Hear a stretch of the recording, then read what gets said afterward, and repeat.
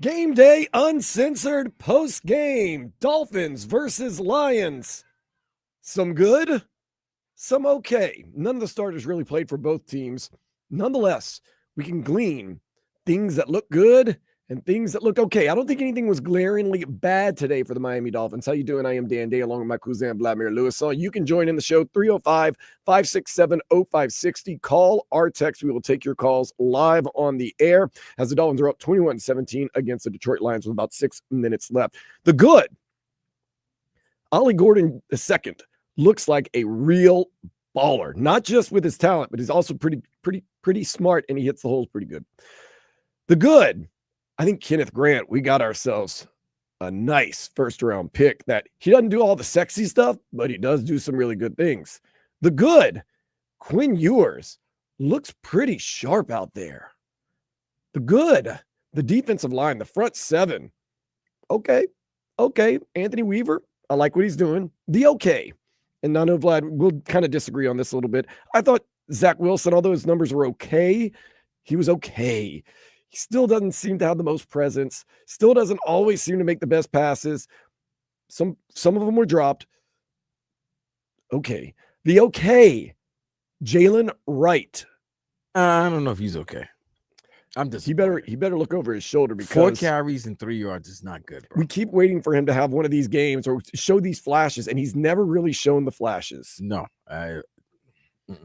From last year to this year, Quinn Ewers is showing flashes today. I will give him credit. I will say he is absolutely playing way better than he did against Chicago. That's true. But I also will say that they've run the ball better in the second half than they did in the first half. I was very shocked that I guess they wanted to see a lot from Zach. So he had 23 passing attempts, completed 15 of them, and they only ran 9 times in the first half. Which was shocking to me. Very pass happy in the first half. I know they're trying to see more from Zach Wilson, but at the same time, you have to give him an offense that puts him in an advantage by not running oftentimes. And I'm sorry, but I'm sorry to cut you off. I was but, going ahead, but by not running oftentimes, you set yourself up for a failure on the passing game. And right, and you notice that in the second half they've run the ball so much, and they've given them a balanced attack because Ewers has been able to complete so many play action passes and couple passes he had that were dropped by some of the receivers. He's played very well in the second half. I'm not upset with Zach's performance today. He has more experience and he just has, to me, just slow eyes. His eyes are just too slow. But if he has the time and he had a balanced offensive game plan, I think he would be able to succeed here. But I would say that I love the game. I love the attitude in the second half by the Dolphins. Yeah, it did seem like they had a different game plan with Quinn Ewers than they did with Zach Wilson. With Zach Wilson, it was just pass, a little bit of run. With Quinn Ewers, it was a more balanced attack. And it sounds weird, but as a quarterback, you're probably going to be better with a more balanced attack. Like you said, it keeps them off a little bit. I'll tell you this, though, and I don't think there's a battle yet for this backup quarterback position because Zach Wilson is going to be the backup quarterback. We're paying him $6 million. I really do think there is going to be a competition before all this is said and done for backup running back behind Devon Achane. And I think Ollie Gordon got it. I think he's locked that down. I don't know who's this new guy, though. Yeah, then they got their 5th string in right now. A couple of guys that they signed, I think, because of Madison's injury that took him out for the year. They've got a bunch of guys. So Zach Wilson, numbers-wise, was okay. I was a little questionable with his slow eyes. I think he's a lifetime backup quarterback at best. I don't think he's going to win you many games. I don't even know how well he'll hold the spot for you. You just need him to hold it down in case Tua has to miss a game or two, that he can hold it down and just get you a win. But if you're one of the national pundits who wasn't watching the game, you're looking at it right now, you're saying, well, Zach Wilson went 15 for 23, 151 yards, a touchdown, no interceptions. Okay, not bad. He should have been picked off twice, by the way. But he was really bad on some passes. He had D. Eskridge wide open and underthrew him terribly. Which really was really a good chance to get downfield and play. But for the most part, you say, okay, Ollie Gordon Jr. or Ollie Gordon II, I should say, I got to give him some credit. He has a physicality. He has the talent. He has the size. He has the smarts. 10 carries, 50 yards, 5-yard average. And, oh, yeah, by the way, you saw in that kickoff where he got his feet out of bounds and got the team up to the 40. He had the wherewithal and the knowledge to field that ball with his feet out of bounds, a rule that I didn't know about. That's just number one, good coaching. Let's give the coaching staff credit. Also, let's give Ollie Garden II some credit for being aware. And awareness as a running back and having talent like he does. Jalen Wright, we're waiting to see a big play from you. I know he got a touchdown last game, but I haven't really seen much from Jalen Wright. And you see Ollie Gordon II, and you say, 305-567-0560 is the number to call. If you'd like to get in on the show, we'd love to have you as a guest on the show and talk what you want to speak into truth for the Miami Dolphins as they play the Detroit Lions. I like the front seven on defense, Vlad. I think Anthony Weaver is going to have another big year. The secondary, it is what it is. I didn't think it was better or worse than I thought it was going to be. I thought it is what it is. Good news, though. I forgot Storm Duck was playing, and he did play a lot. He played the first half of this game. So not hearing his name, not seeing him get beat, not seeing him make tackles, that's a positive. Well, Amon-Ra St. Brown didn't start, and none of the Lions played their starters. It's great to see the front seven. When you see the front seven play, you see the defense. That's good. But also know that they were going against a team that wasn't playing their guys. But still, not seeing Storm Duck getting even really balls thrown in his direction, that's positive. I think the pressure will be on that front seven, especially that front four, to get as much pressure on that O-line to give the defenders some time this in the secondary to defend. That's basically what's going to come down to. And as you can see, Kenneth Grant and Zach Sealer is going to be I think it's going to be a real dynamic duo for the Dolphins. And it might be one of the most dynamic duos in the league. I'll say this, 2 games into preseason, which means not a lot. I'm liking this Kenneth Grant. I'm thinking, man, he makes plays and he does the unsexy stuff. He pushes runs out. He clogs the middle. He's making plays here and there. He's getting pressure on the quarterback.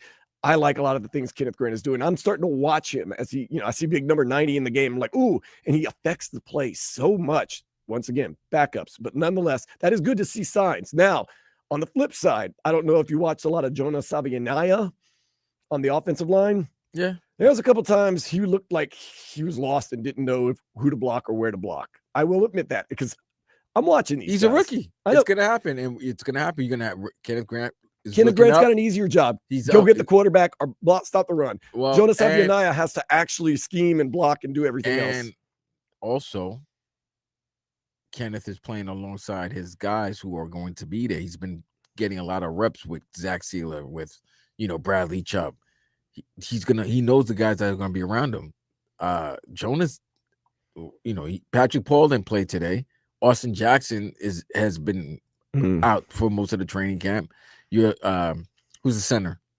Center was out for Aaron Brewer. Aaron Brewer was out for a little bit. Jonas Savianaya, the only starter today on the offensive line. So yeah, he's gonna go through ups and downs. I mean, you're going against a good defensive line with Detroit, even if they're not playing their starters. So they're going to be physical. But I'll tell you, there was a couple times Jonah Savianaya, I saw him just kind of looking around and but once again, offensive lineman, rookie, second, NFL action preseason.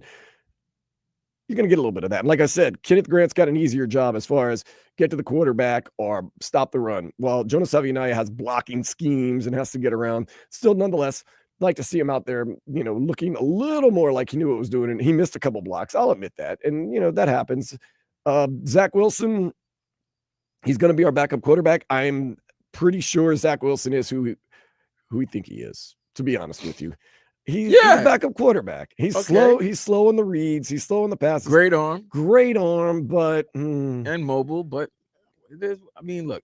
Yeah, he's done that for 2 games. Quinn Ewers looks like he has calmed down a little bit. The first game he looked really, really bad. This game he's calmed down. He's really good on the move, by the way. Quinn Ewers, if you haven't noticed, he is a very good mobile quarterback, throwing across his body, which is not always right. He's on the move right now, trying to score a touchdown for the Miami Dolphins. He's going to run it in. No, he's going to pass it in, and he doesn't get it in. I don't know. Quinn Ewers, I like that he showed progression today. I think that's exciting. I don't want to say, he should be our backup quarterback. I'm not calling for that. What I am calling for is that I like to see a little more, and you will see more Quinn Ewers and Zach Wilson. I would like to see Zach Wilson do even more progression in game 3, which will be 1 week from today against the Jacksonville Jaguars. And I think you'll probably see more Quinn Ewers in that game than you're going to see Zach Wilson. You probably will. Yeah, they want to get as much out of Quinn Ewers as they can. They're going to keep all 3 quarterbacks, Vlad. We talked about this. You have to. Today's NFL, you keep 3 quarterbacks. You have to, because of today's NFL and in this team's case, you might have to keep 4 because of Tua's injuries. If it gets down to that. Okay, so the Dolphins just kick a field goal with 1:50 left. 24-17. 24-17. If you're keeping score, which, you know this game's going to end on a tie, right? We barely are. That's fine. I would all of them can end in ties. Oh, another fun battle that we're having with the Dolphins is that third wide receiver position, because you saw some guys make some moves today.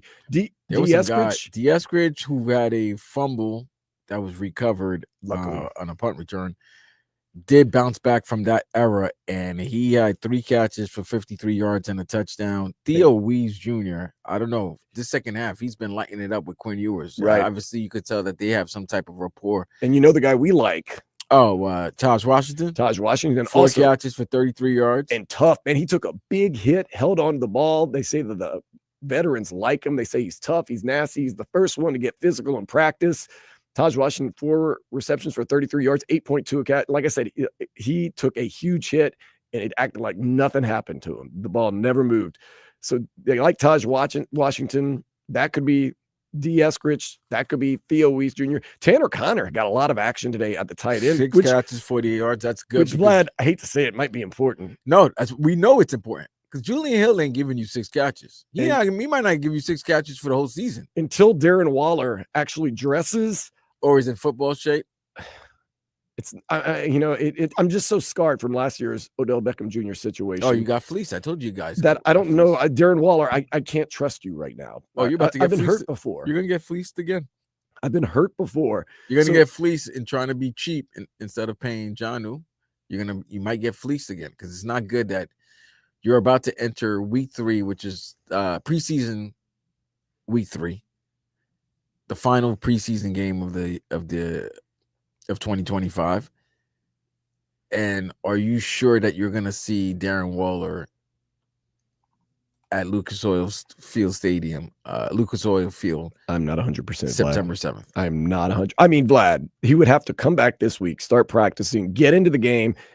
They're not going to throw him into the game week 1 because with no run. I would hope he gets some type of line of fire. Like you don't want to throw this guy. You got to activate him today, tomorrow, whatever. I wouldn't. I'm not these guys. That's why they get paid the big bucks. I wouldn't want a guy who hasn't played competitive football in 2 years to throw him in the line of fire the first regular season game. There's no way. That's why you have to activate him tomorrow or whatever day you go back to the office. If he is not activated tomorrow or Monday, you're not seeing him week 1. I can almost guarantee you that. He's on the sidelines. I know he's got his jersey on and he's smiling and hanging out, but you're probably looking at, you're lucky. Tanner Connor does have some nice skills, and he did show pretty well today. His hands are a little stone hands sometimes. He dropped a couple of passes he should have not dropped, but still 6 receptions, 48 yards. He does have some athletic ability, and I'm leaning towards we're going to need him more and more than I initially thought because, Now, our guy, Pharaoh Brown, Mr. Mean Jeans, he caught a good pass, but it got called back. So he looks like he's going to be more of the blocking back. He's done a really good job in blocking. Once again, we want to hear from you. 305-567-0560 is the number to call. Let's go out to the phone lines. We want to hear from you. 560 WQAM and 104.3 FM WQAM. What's your name? Where are you calling from? I'm calling from Miramar, Florida. Heck, what's going on? Look, I called it. I said it a long time ago. This Ollie Gordon is the steal of the draft. Whew. He looks good. The absolute steal of the draft. And you know what? This Darren Waller, if he doesn't suit up, I'll be shocked. He's probably too busy cutting another record somewhere, doing a crappy album. He needs to get on the field and show Tanner Connor, and he's not going to take that starting spot. I hear you on that. Right now, I'm with you. I'm very high on Olive Garden the second, and I'm not so high. I'm kind of pessimistic on Darren Waller, and we're going to probably need Tanner Connor. Is there anything else that stood out to you today in the Dolphins and the Lions? No, but I was practicing my country accent. It's actually Frog Boy. I love the show, guys. You guys are doing an amazing job. Thank you so much. I appreciate you very much. So there you go. Ollie Garden the second, Tanner Connor. There we go. Need it. Need him.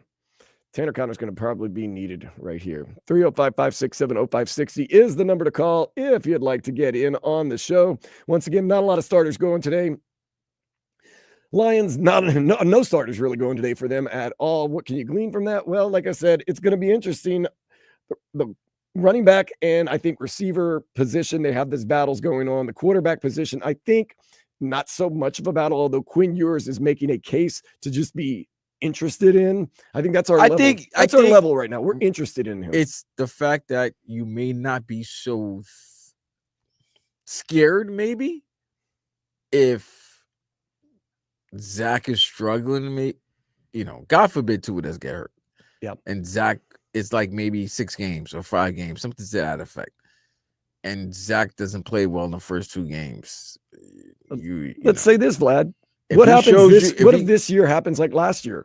No, we don't want that. But we still need a 3rd string quarterback. All teams need 3 string. Like I said, that. we said early in the segment, all teams need to carry 3 quarterbacks, just because of the injuries. And with this team, you may want to carry a 4th because.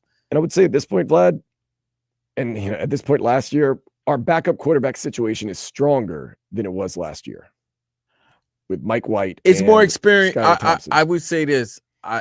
As for all his faults, he does have 33 career starts. Yes, and he does have a gun, an arm. He has 33 career starts, and we don't know if maybe McDaniel can fix his errors, correct his errors. But I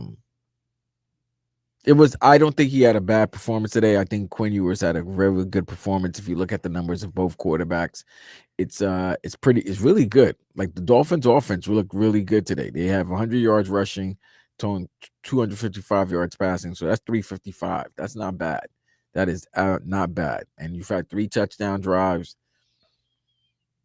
If they can hold on, because it's still still got about under a minute, maybe under a minute, something like that. And the 48 seconds. The Lions are trying to drive. This Hooker guy that's quarterback for them is just absolutely terrible. So I don't have a lot of confidence. Well, you may also hate him because he was a Tennessee. I don't mind that. Tennessee volunteer. I don't mind that. He's been absolutely terrible.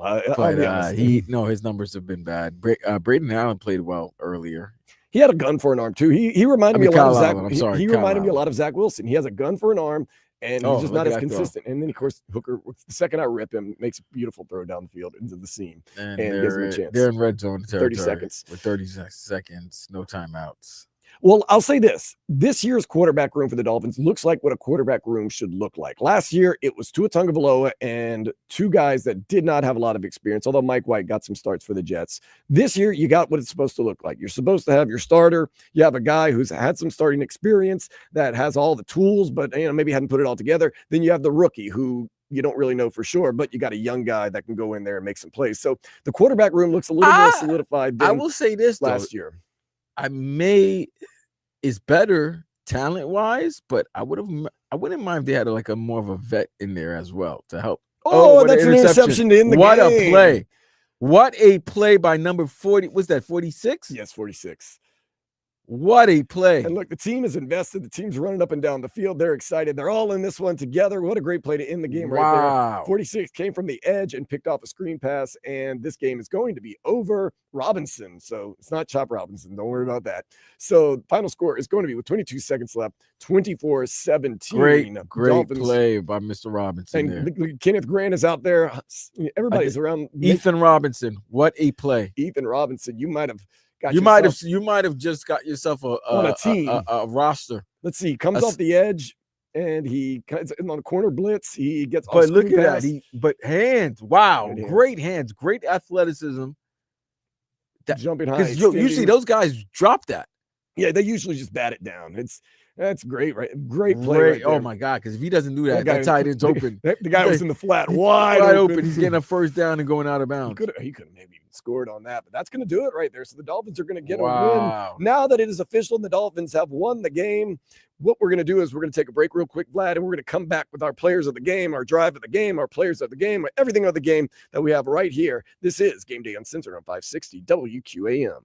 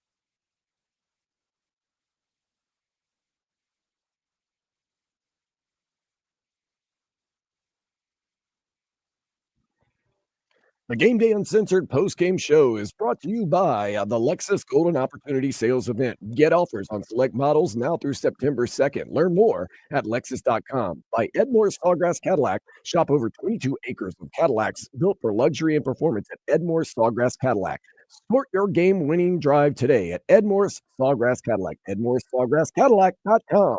And by JM Lexus. JM Lexus has the best team in the business, a 4.8 Google rating with over 22,000 reviews and counting. JM Lexus, West Sample Road, Moorgate. Chiming in right now, 305-567-0560. And on the YouTube and Twitch, we've got some interesting comments. Of course, you knew this one was coming sooner than later. Chris chimes in. Quinn Ewers is now the number 2 QB on this team, period. Pause for that real quick. I was excited with what Quinn Ewers showed today, but he is not number 2 quarterback right now on this team. Mike McDaniel's come out and said it. We're going to need the experience of Zach Wilson. And if you look at the numbers were pretty similar for the most part. The eye test, yes, Quinn Ewers did look good. How you doing? I am Dan Day along with my cousin Vladimir Lewisson breaking down this preseason game 2 between the Dolphins and the Lions. Let's get to the offensive player of the game, sponsored by Edmore Sawgrass Automall. Vlad, who is your offensive player of the game? Everybody's favorite player right now, Quinn Ewers. Quinn Ewers led 2 drives, man. Led a drive to open the second half and led the drive to win the game. And also, he has looked really good on the move. I like his mobility and how well he throws on the move. Yeah, he looked so much better than he did last week. Yeah, he's really against Chicago. He made the simple plays. He did move very well out of the pocket, throwing the ball, getting the balls in the receiver's hands. There was a drop that the receiver had. That was a dangerous pass. That was a dime. It was a dime, though. But it was a dangerous pass because if he's throwing it, going the opposite he's going to his left. He's throwing it on the run, and that passes like that can be a little bit high and get overthrown. He had to get it over the linebackers, or it can get deflected and then get intercepted. So, but he put the ball right in the receiver's hands, and the receiver was thinking about getting hit more so than catching the ball. But other than that, he led 2 great drives. 3 scoring drives if you look at it. Right, field goal, but 2 touchdowns, and he had a great connection with the receiver.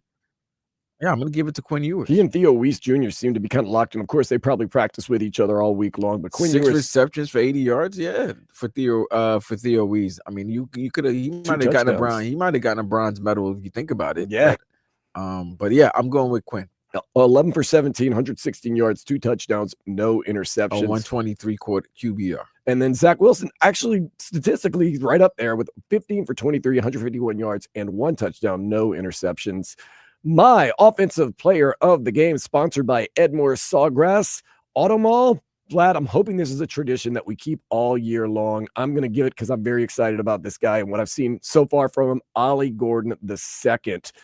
Went in there. He was rough. He was tough. He's physical. He's got all the skill in the world. He was 10 carries for 50 yards as a 5 average. He also caught a pass out the backfield. And remember, he had that smart play on the kickoff where he got his feet out of bounds to advance the ball to the 40-yard line. He looks like someone that could be chasing down Jalen Wright for that second running back position. I don't think he's chasing. I think he's past him. You think he's past him? Yeah. What did Jalen Wright do last season? Jalen Wright, well, today he did. What did he do last season? Absolutely nothing. So what's he doing right now in training camp? I'll tell you today, I know he did 4 for 4. Oh, you got 4 for 4 yards. Oh, they gave him a yard because I got 4 for 3. Whew. It did not look exactly explosive. Now, once again, maybe the line wasn't blocking that well. Nonetheless, well, guess what? Ollie Gordon was playing with the second and third stringers and that's drafted free agents. And he got a 19-yard run. And he was making some big runs. Aaron Shampkin, is that his name? Yeah, Shampklin. He got 2 carries for 32 yards with a run. He had 28 yards. He had a big run. Yeah, he had a big 26 yards. So yeah, look, I'm excited about Ollie Gordon II. I will say this: if you're the fan base, after hearing all the talk this week about in the last 2 weeks about how the joint practices were with Chicago and Detroit respectively, and how they were being out physical, being manhandled, and then when you see the actual games, what happened last Saturday? I'm sorry. Last Sunday, They went out there. They went out fought. there and competed against the Bears, and it was a 24 game, I believe. Yep, that was it. And then you heard about what happened on Thursday. I'm sorry, on Wednesday, how they got really abused. The secondary got abused. Tua was having problems. The O-line was getting manhandled. And today, they went fought. on the field. They fought. And they competed. So I think one thing I will say about these players so far, I think they're taking it personal. They're taking a pride, some sort of pride of not allowing the BS of last season to fester this season and to hold themselves accountable when they're getting their ass kicked. I look at it this: they saw the BS that happened last year, and they're not hoping to let it happen again. They're sitting there, not a repeat of last year. They're being tougher, they're being stronger, and they're being tougher in the trenches. You got to like that. Which now brings us to our player of the game, sponsored by JM Lexus. JM Lexus has the best team in the business, a 4.8 Google rating with over 22,000 reviews and counting. JM Lexus, West Sample Road, Moorgate. Vlad, your player of the game. Player of the game. A lot of different ways you can go with this one. I'm excited to hear it. You know what's crazy? I gave Quinn Ewers, right? Did I give Quinn Ewers? You get offensive player of the game. I'm going to give player of the game. I got to give it to Robinson, man. He made the play. Ethan Robinson made the play. He made the interception. That was the game-winning interception in the preseason game. I know it's a preseason game, but those players, that means a lot for them. That's a play low-key that can either make this Dolphin team, or this film will be shown to all the 31 other teams across the league, and they might say, hey, I've been looking at this Robinson kid. I've been, the scouts always have their reports so that they could, if something happens to a player and another team gets hurt or whatever, they might pick up Robinson for that play. And because of that play right there. So I will give him the player of the game because he made the play to seal the game. Once again, that's a much maligned secondary with Kader Kohu going out, and you've had all types of issues at secondary. That's very questionable for this team. He goes out there. Ethan Robinson makes the plays. Cam Smith did get in the game, and I'll say this about Cam Smith. We've been extremely critical of Cam Smith. He was out there making plays. He was running guys down. He was getting in the tackles. So Cam Smith, at least as bad as it sounds for a second-round pick and the guy who should be starting, coming in the fourth quarter, basically, making some plays, doing some things. So yeah, the secondary, they're going to rely a lot on that front seven. That front seven looks like they're going to be up to the task. I'll be honest with you. It looks like Anthony Weaver has got those guys moving in the right direction. That now brings me to my player of the game, sponsored by JM Lexus. I am going to go with a guy that I'm really high on, and I know it's early. First round pick, Kenneth Grant. From the very get-go, the first series, he was making a difference. Seems like he does the unsexy stuff, but he also shows flashes and rushes the quarterback, stops runs, does a lot of things, takes up space. Seems like he's a guy, and they're already saying a lot of the guys are giving him a lot of props on this team. He was my player of the game because I got stoked up just seeing him do what he's supposed to do. One of our draft picks, early draft picks, doing big things. Maybe we hit on this guy. I'm hoping we hit on this guy.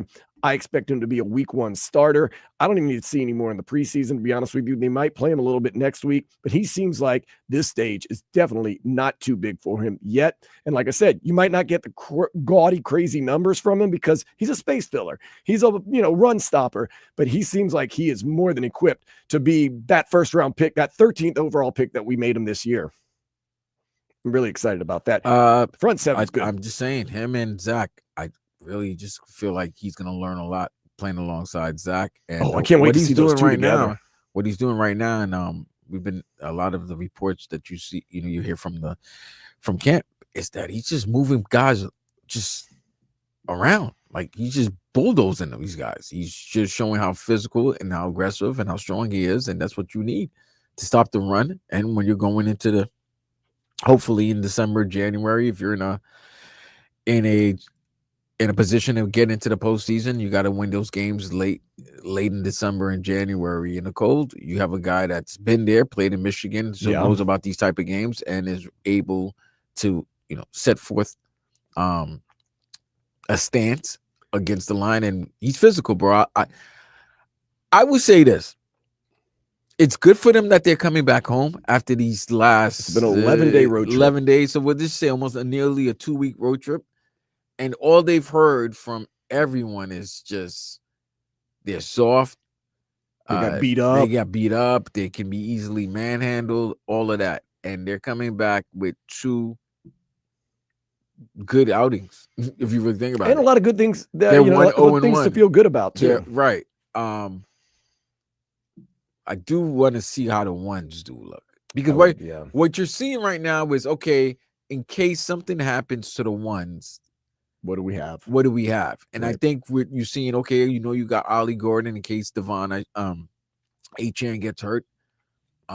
We don't know who the wide receiver 3 is going to be, but I like Taj Washington. But you're seeing a good battle for it. D. Eskridge, you can't argue with that. Great day today.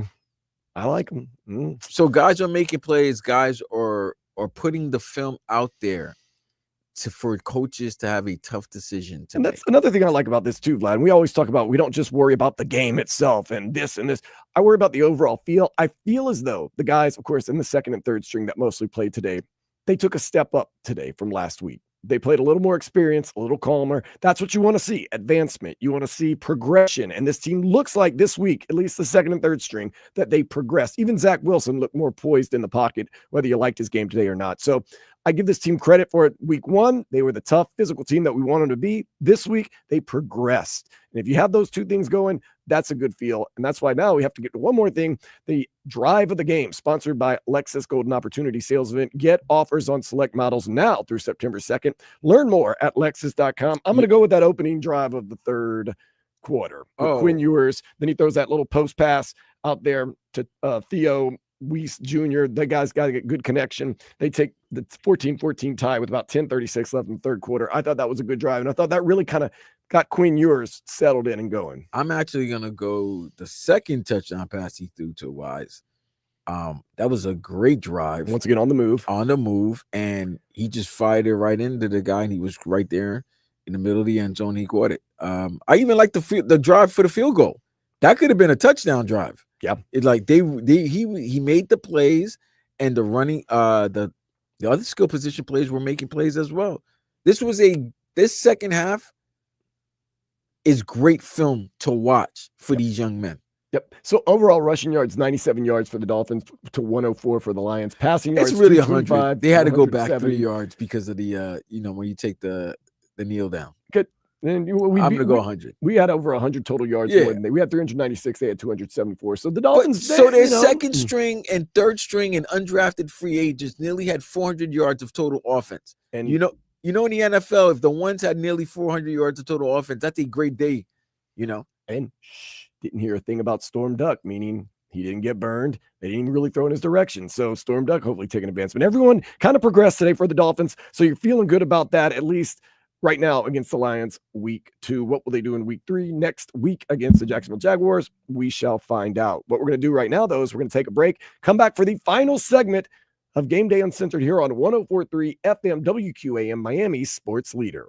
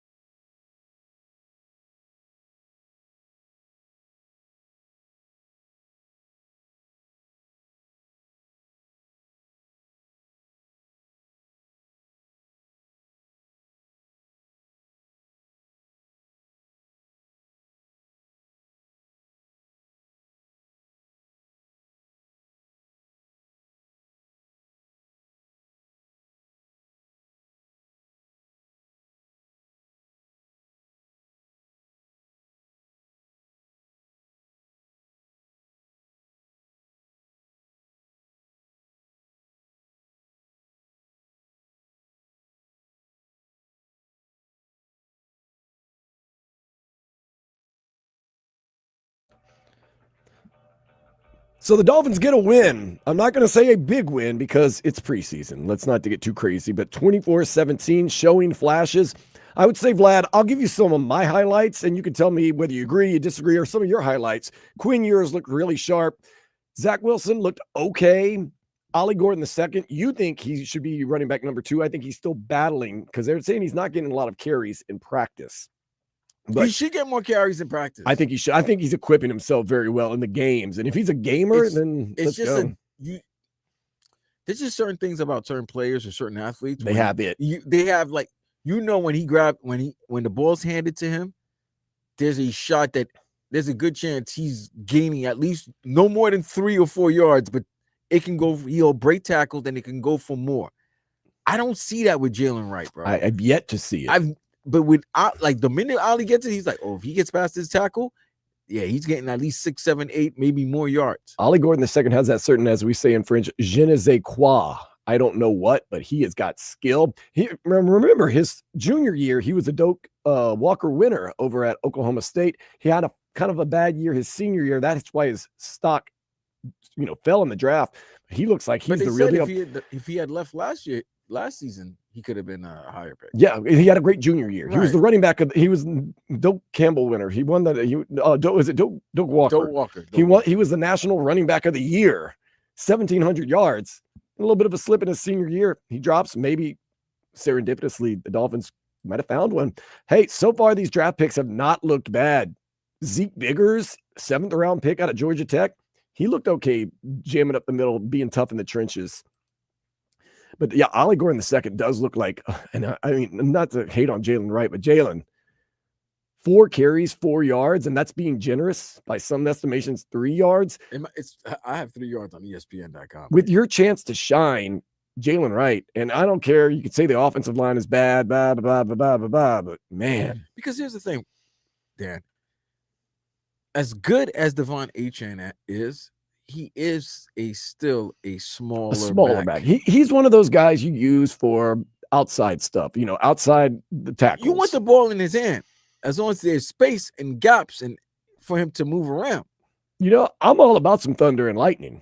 But if between the tackles on a 3rd and 1, when you have to run behind your guard or your tackle, I know one thing. If Ollie Gordon's going forward, there's a greater chance you're getting that yard than the other running backs. It's one of those things, man. And we've had our troubles, like we said, in the red zone, especially inside the 10. We did it again. We had to kick another field goal at some point. That stuff happens. But now you got a big guy that can get you a yard, get you 2 yards when you absolutely need it, maybe even in the cold weather.